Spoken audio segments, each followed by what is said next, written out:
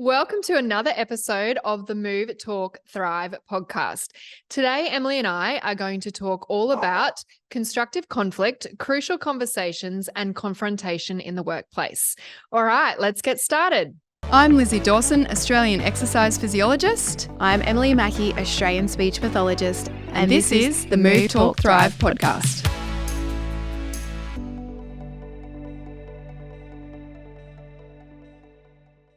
Big topic again. I feel like we keep saying that. Hello, everyone. Welcome to another episode. I don't think this is a big topic, but most people squirm when you hear about this. I know I did when I was learning about it for the first time. I literally have only just changed my mindset on it since reading The Advantage. Yes. Like that's been a game changer.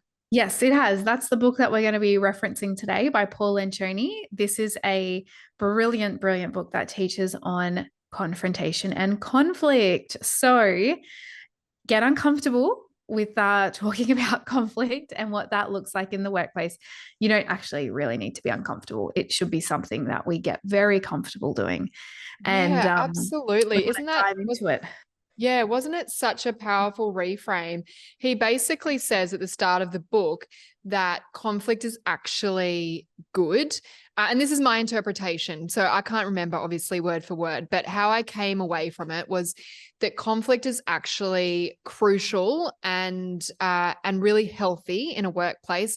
It means that you're having deep and safe conversations and you're creating an environment that is safe for people to view their differing opinions, and that you're inviting passionate opinions and constructive feedback, I guess.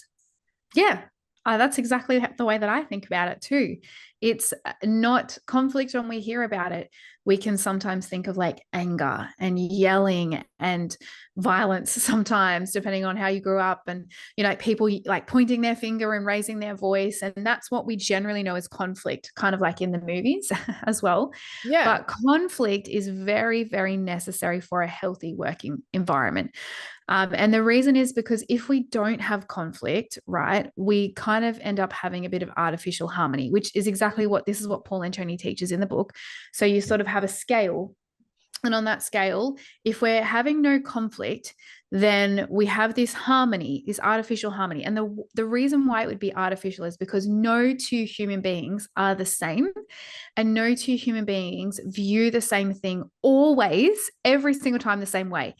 And everyone has an opinion. And as you grow a team, there's no way that your team can be okay with absolutely everything that you do or other people do without voicing anything. So I think even in a marriage, like he likens it to a marriage, you always have differences, and it's the differences that make a marriage beautiful. It's the same thing in a workplace. The differences are meant to make a workplace amazing and are meant to make a workplace even better than what it could be as if it was just the owner running it.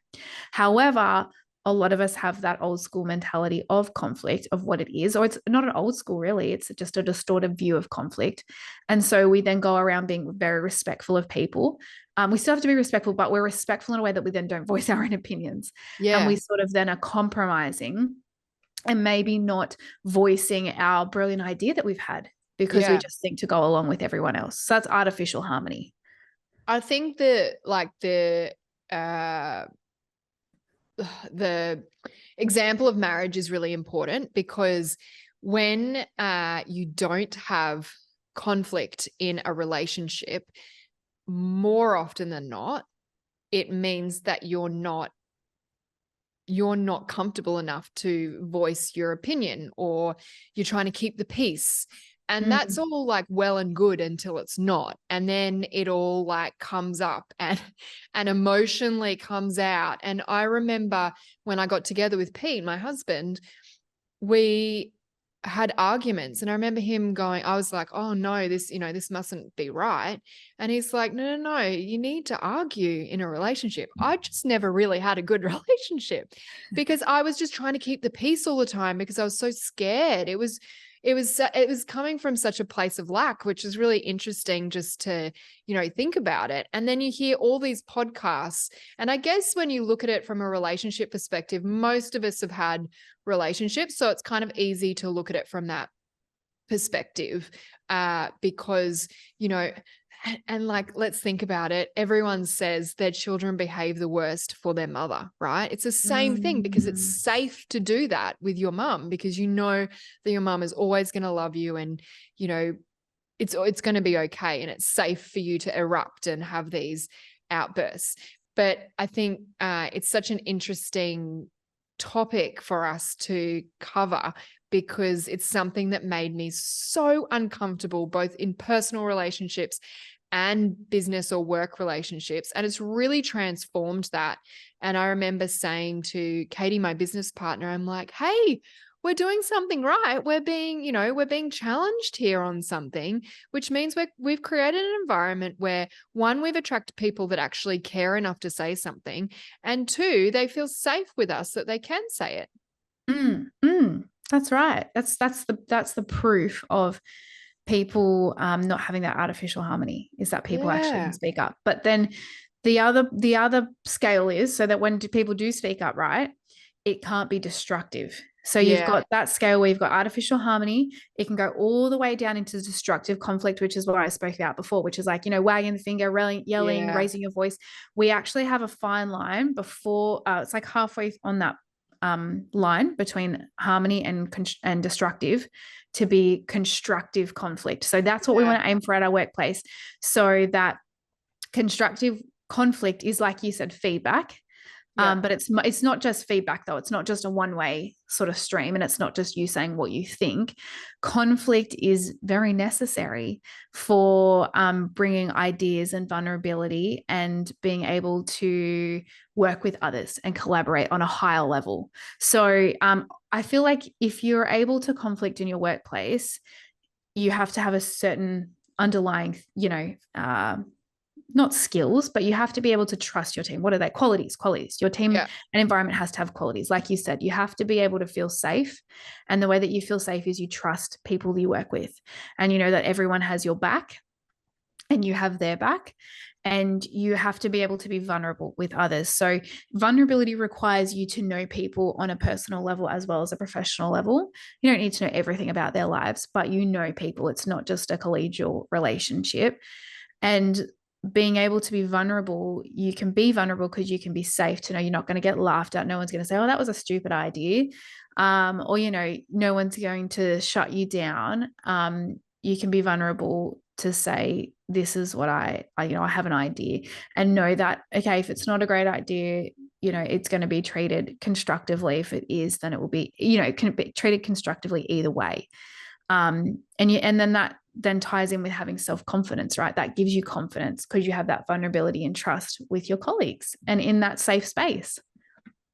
Yeah, absolutely. And I think one crucial point in this is emotional maturity as well, because I think that we all need to, seek to understand. And we've mentioned this book so many times, but it comes from 7 Habits of Highly Effective People.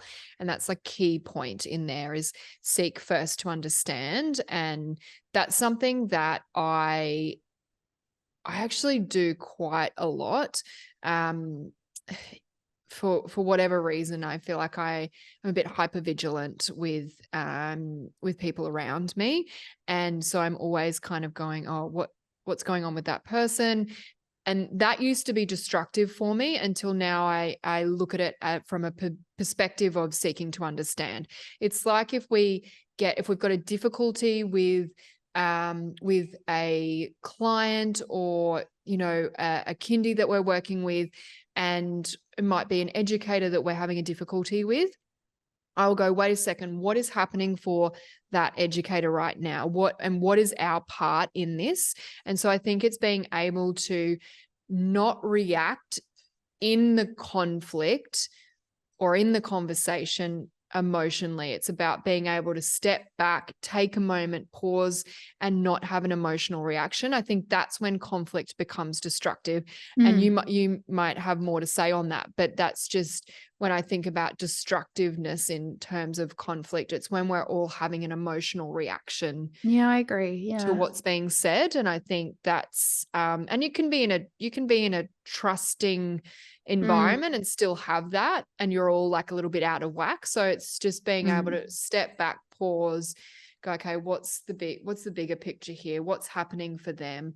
What responsibility can I take for my part in this? And it's about, taking responsibility for our actions, and then being able to have a conversation with that in mind. Yeah. So if we're talking about so I think there's two sort of things to that, because if you're talking about having issues with somebody, right? So you have to have a conflict about that. And again, the conflict, now we know that conflict is having a constructive discussion with somebody. So definitely you're having a discussion with someone about that. The other thing is just having conflict to collaborate, right? So because conflict, I'm going to get it here. The conflict definition from the book, from Paul Lencioni, The Advantage, is saying the purpose of conflict is to achieve the best possible solution for the team in a short amount of time. So we are able to emerge from heated debates with no residual feelings or collateral damage, but an eagerness and readiness to take on the next important issue in our team. So there's two things there. So you can have a conflict with someone because you've got some friction with them, or some, you need to work better. But the other part is it's just how we work together. So you don't have to have an issue with someone. It can just actually be, how do we work together to find the best solution to this problem? And so there's just two elements there to what I think you were saying. But I think, like I was saying, the motive has to come from trusting people. So we want the best solution for the team if we're talking about the workplace, and the team would be even out of the workplace. Like if you're married, you want the best for your relationship or family. You want the best solution for your team. And so we need to find that solution for the team. So everyone, like, oneness is not sameness. So everyone has their own opinion. And I think it takes great courage to be able to open yourself up, like in the moment of conflict, to open yourself up to hear what someone else is saying and to receive what someone else is saying without fear, because often we can feel like we're so right in our opinion or the way that we think the solution needs to be solved. And sometimes it can be a really scary thing, opening yourself up to take on someone else's opinion. So we have to be able to receive others' information without the fear. And then I think admitting that you're not right in a sense. Well, it's admitting that you can only go so far with your own brain, right? So that is another principle from 7 Habits, is that synergy is best. And synergy is habit 6, which is one of the high, there's only 7 habits. So it's one of the higher habits. And it's basically acknowledging the principle that, yes, you may be brilliant and you might have the best idea, but it will not be as good, or you could not take it as far as if you collaborated with someone else. And that's the purpose. That's the reason why humans were created, is to collaborate, and why we have different strengths and gifts. Yeah. What's that quote? If you want to go fast, go alone. If you want to go far, go together. Yeah, exactly. And so you have to be able to acknowledge that so it's that fine balance, right? You're coming with confidence to the discussion to go, I know I have a brilliant idea, but I know that it can be even better. So you're not like downplaying on yourself. You're not going, oh, I'm not good enough. You're then not coming to the meeting going, I am too good. It's going, I'm coming. I know that I can contribute to make the team amazing, but I also know that other people will probably see this and have a way better input. And that's literally what I do all day, every day at Speak Up. That's my role, because I do have loads of ideas. Obviously, being the founders, we know the ins and outs of our business. They're like our first children. So I have lots of ideas, but I've really had to learn that skill of interdependence and that skill of collaborating and having synergy with others. And I think the other flip side to that is not taking offense easily. So nothing is personal and not being threatened. And you have to really sort of like be open to yourself. And if you're getting triggered, going, what's triggering me? This is not actually their problem. Like, it's triggering something in me. I need to have a response internally to figure what's going out on. Because if we're in a trusting team, we shouldn't be taking offense unless someone's gone into destructive conflict. But I think it's just like, you know, being able to receive without fear and then not taking offense easily.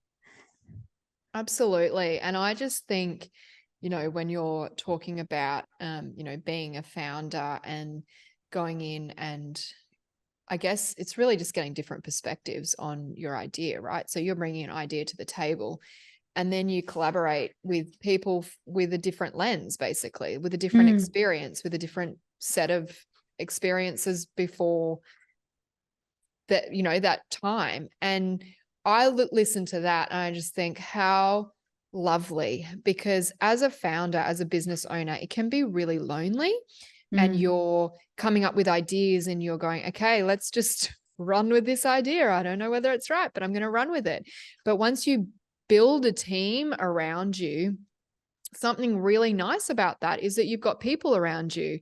And so it makes sense to get their input and to collaborate with them. And I think that's something that you and I both do. We value the ideas and thoughts and feedback of the people that we work with, because we're not professing to know the only way to do something. It's just that we've done that to get to this point. At some point we've done it alone, but I think by doing it alone, you feel empowered by other people. Does that mean I haven't been triggered by conflict in the workplace and, you know, people challenging me on what I'm putting forward? No, absolutely not. I absolutely have. And I said at the start of this episode, I've really only just, the light bulb's gone off in the last 6 months when I read that book. And I was like, oh, that's actually such a great way to look at conflict. Like, kudos to me for creating a safe space and attracting people that are going to, you know, take what I am bringing to the table and put their spin on it so that we can land on something even better. That's exactly how it works, to create an amazing thing for someone or amazing service for somebody. Yeah. And it takes you giving the benefit of doubt to that person, thinking the best of that person, right? Yeah. Often if someone brings something forward, it's so easy to go into defensive, like not thinking the best of that person. And so that actually overrides a multitude of triggers and emotions in the moment when you're conflicting, to help you flip the perspective from the start, if that's something you're trying to do, really. Yeah. Yeah, because it's quite easy when someone's not happy it can trigger in you, oh, I've done the wrong thing, or I'm not creating a great workplace, or I'm not supporting this person the best I could. And that can trigger you. It just comes back to doing the work on yourself, doesn't it? And so you've got that emotional maturity and the ability to look outside of you and go, well, what's happening here? What responsibility can I take for it? And how can we overcome this problem? And see the problem as an opportunity to be better. Yeah. And that's, if you see it that way, then there's no real like failure, because it's all opportunity. And that's right. I think you have to look at it like that for a really long time, because conflict does take loads of practice. Most of us, like I was the same as you, Lizzie. Like before I read this book, I had no idea what it meant. And I was in artificial harmony mode. I was trying to keep everyone happy and having no arguments. And I thought having peace meant that we were all good. And then I couldn't understand why then things happened. And I was like, but why didn't you come and talk to me? Why didn't we do like, why am I only just finding out about this now? Because we had artificial harmony. And that was just, you either fling one way or the other. And obviously I'm going to go for artificial harmony rather than destructive conflict. But conflict takes loads of practice, right? And so since we've been implementing it in Speak About, like conflict and sort of that understanding of it in the business and all the layers to it for just a bit over 12 months now. And so conflict, like this is why I can say it takes loads of practice. And at first you will make mistakes and you probably will go into destructive conflict. You probably will get into that emotion stage, like you were saying before. It's like when you start getting triggered, because it actually just takes practice. And we don't Often we don't even know how to vocalize or form the sentence to make it constructive. We just know how to do it emotionally in the wrong way, or we've never been taught, so we just go into destructive. Like that's our default. We go into destructive, and what destructive looks like, it looks like attacking the other person and attacking their integrity and their self-esteem and their belonging. And that is obviously not on in any workplace, and not on for any human being. But people don't intentionally tend to go there, but that's where they go because they've never been taught and they don't know how else to do it. And I think it has to be a really negative thing. And it does keep people up at night. You get in your own head about it. And so it is just a skill, and having a bit of the vocabulary to learn, like, what sentences can I put in? What phrases do I need to have a constructive conflict, to remove it from the person and to look at the issue as a third issue, an issue outside of the two of you in front of you, and you need to solve the issue rather than attacking the person. And I just think you do make mistakes at the start. It just takes practice. It looks messy. Mastery is messy. We've spoken about that concept. And so learning to master the skills of conflict is going to be messy, and you do go into that destructive, but then you learn how to bring it over to the constructive side. And that looks different for each person of how you like to word things, what your personality is, how you like to interact with people. But the best way to do it is to have real-time conflict. Yeah, that's right. And you were saying that recently that you have conflict meetings if you need them. Yes, sometimes we do. Yeah. So cool. Yeah, we don't have them off, like there's not a regular thing that we put on our diary to do, because we just sort of need them in times when we need them. So yeah, the thing is, we sort of went through with our workplace, what is conflict, and we redefined conflict, redefined what it looked like. And the reason why you do that is because then you want to have a great team. So some of the things, like with conflict, we were sort of saying, how do you know if you're doing conflict well in your team? Like, what does it look like? So really, if you have conflict in your team, you have lively, interesting meetings. You're not having boring meetings where everyone just goes and listens to somebody and no one's really having an opinion. If you have conflict, you're able to get all the ideas from all of your team members and everyone feel heard. With conflict, you're able to solve problems really quickly in the business. You don't stay stagnant on issues, and you can sort of move little things forward. If you have conflict, it minimizes politics, which can be a big thing with women. Yeah. And with conflict, you actually put critical tables on the topic for discussion. So that's what we do. If there's a critical issue, if there's a little bit of friction, so often it can happen with the admin team and the speechies, and often it is just miscommunication, but it can become a friction with females, is that then we would have a conflict meeting. And because we all learned about conflict, we know it's not a threatening thing. We know it's just, okay, we're putting this problem on the table. There's an issue here that someone wants to raise, and we need to find the best solution for it and move forward quickly. So we basically avoid those back channel politics, avoid personal attacks. We don't ignore the controversial topics that are going to contribute to our success, because if we don't sort this admin and speechy issue out, we're going to have issues with our clients and the client pathway and what we're presenting to our clients. So we'll then have a little a conflict session where we nut it out. No one takes personal offense. Everyone takes accountability for where something might have gone wrong, and then we just have solutions moving forward. And often when we have these sessions, we go, oh, well, that was just a simple case of this or a simple case of that. And then we've just moved forward, and we've been able to really solve the problem really easily. Took really what it's doing to get there, but yeah, absolutely.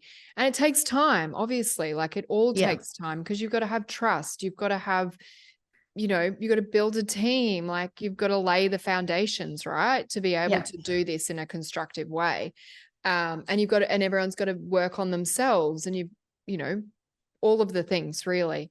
But I think, what it comes back to, and I feel like this has popped up in a few episodes this season, is that it really contributes to building efficient systems.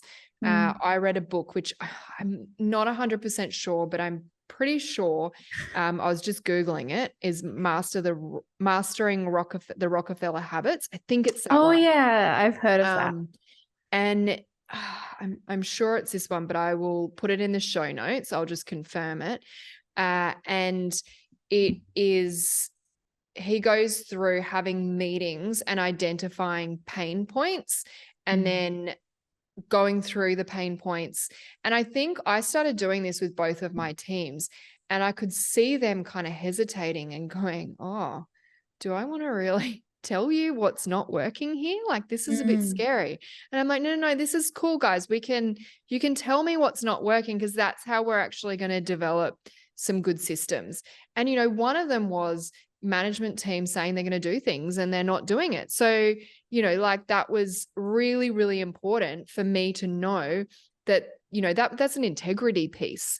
And if I don't know that, that can be so damaging to my team, like the culture in my business.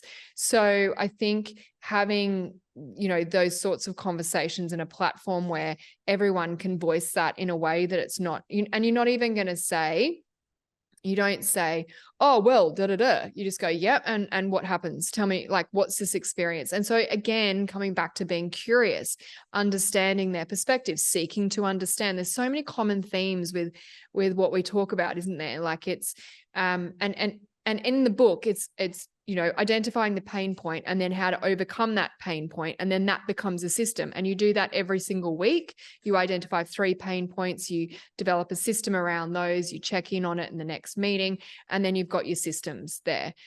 So that's something that we do, not every single week, but now the team feel very comfortable going, hey, this isn't working, because we've created an environment where we're like, okay, tell us what's the pain point? What do we need to overcome? And some of that was like equipment. And I'm like, cool, let's write it down. And Jen, here's my credit card. Make sure that we get the equipment that we need, as long as, it's, and they get approval if it's over a certain amount or whatever. But, there's a system around it. So they're not sitting there going, oh, I wish we had that, I don't know, $50 medicine ball or $200 medicine ball or whatever. Like, it's not like, hugely expensive, but it's irritating them. And that just, a few of that building up can then start to have a bit of an impact, right? Yeah. And that's literally what is the best outcome for the team. So of course the rest of the team's going to benefit from that piece of equipment, and the clients are. And so it's like, well, we need to actually speak up for the betterment of the team and the clients. Yeah. Yeah. And that's literally what conflict is. It's how do we get the best results for each other? And so it shouldn't be something that we back away from in our workplaces if we have a supportive workplace. And I guess it's a big red flag then if you are trying to engage in conflict and you're not being responded to well in your workplace. Well, then it's looking at, okay, why not? Is it something that's not encouraged here? Are people taking things personally? Is it going into destructive conflict? Are they wanting artificial harmony? And then it's looking at what you want for your career and what you want for your life, I guess, and your profession. So sometimes you can't change the workplace, but you can change yourself and you can work on yourself. And that's the only thing you can control. And I guess in those types of situations, it comes back to having a goal and a vision for yourself. And if that aligns with you, if that doesn't, if a workplace wasn't engaging in healthy conflict and didn't have an understanding, I wouldn't then necessarily go, oh, I need to leave that workplace. It's just looking at what your goals are and how that aligns with your values as well. But it definitely does make for a really good workplace to have conflict and to have your voice feeling heard and to know that you have input to the direction of the business and the direction of the team.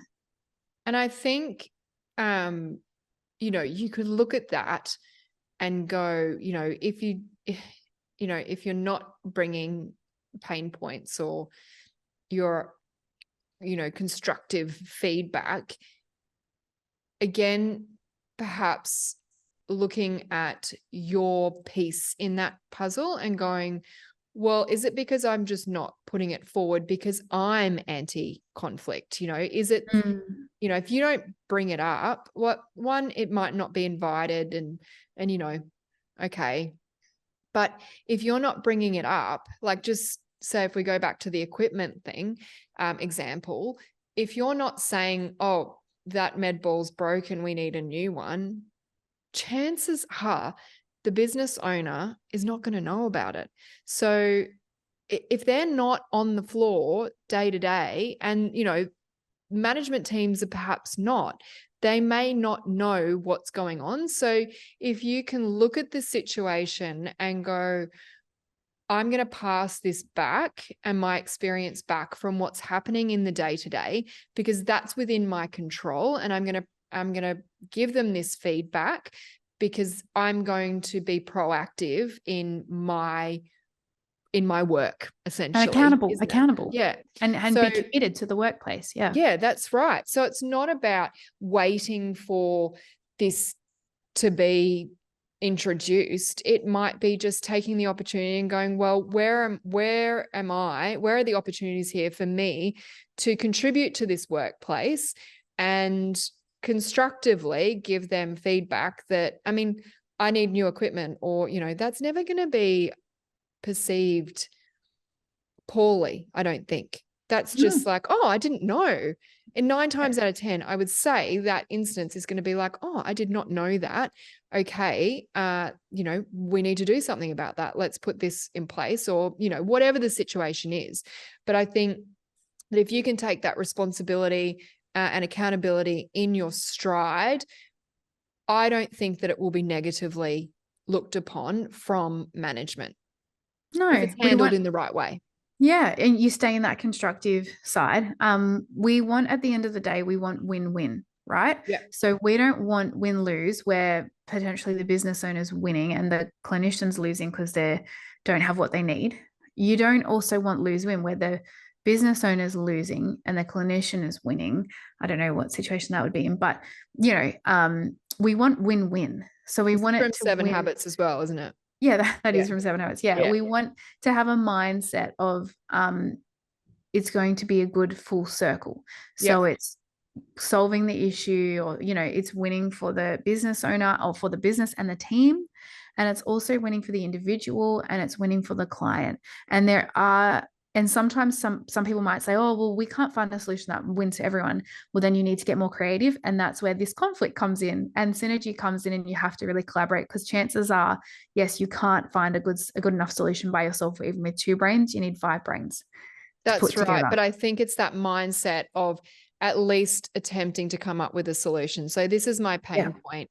Could we try this? And then you know, it's working collaboratively to come up with a system, solution, whatever it is that needs to take place. So I think really the message is for business owners to create an environment where conflict is constructive and is available for all parties to feel safe to provide.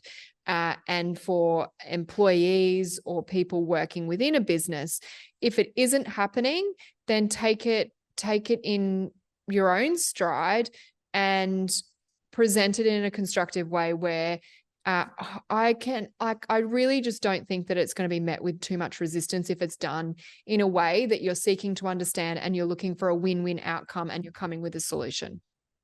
Yeah. And so practically what, if you're feeling like you're a bit out of a loose end, like, oh, I want to learn more about this conflict, I'm not sure like what Lizzie's saying, I'm not really sure I feel confident with that, which is totally a really good place to be in and totally normal.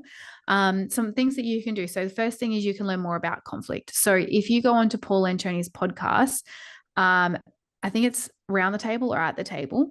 If you type into conflict in his channel, you will pull up any episodes about conflict and they will talk about it. Look at other podcasts or books on conflict as well.